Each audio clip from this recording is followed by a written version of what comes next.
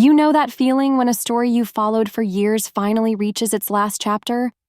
That's exactly where we are with Downton Abbey. The grand finale is almost here. And it's not just another movie, it's the closing act of a saga that's been part of our lives for over a decade. And with Mary's divorce, Violet's absence, and whispers of financial ruin on the horizon, this film might be the Crawleys' most emotional journey yet.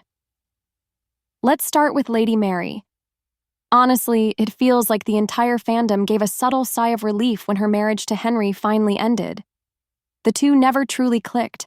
And now, with that chapter behind her, Mary has space to explore new sides of herself.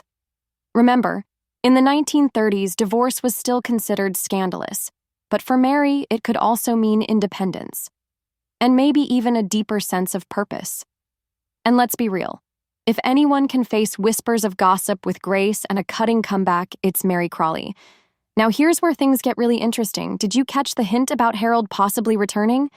If he does, my bet is it's tied to the aftermath of the 1929 Wall Street crash.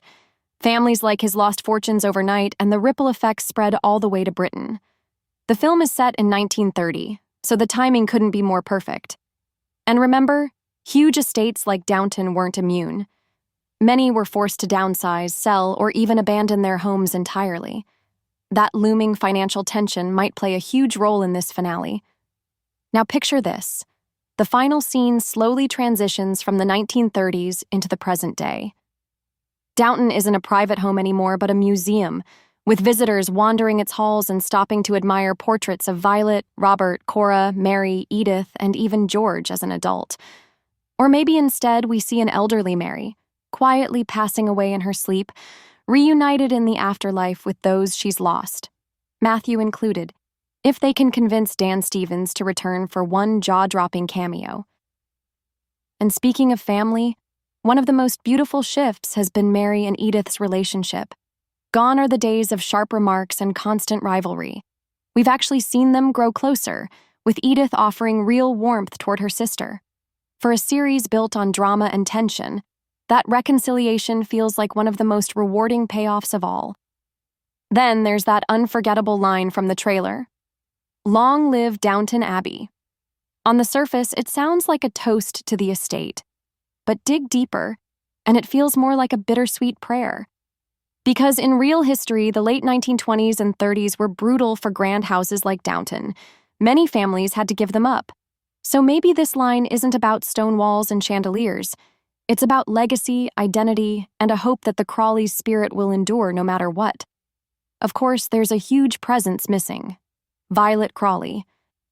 Dame Maggie Smith's Dowager Countess passed away at the end of a new era, and without her, this film carries a different weight. Creator Julian Fellowes has already said he wanted the audience to feel her absence.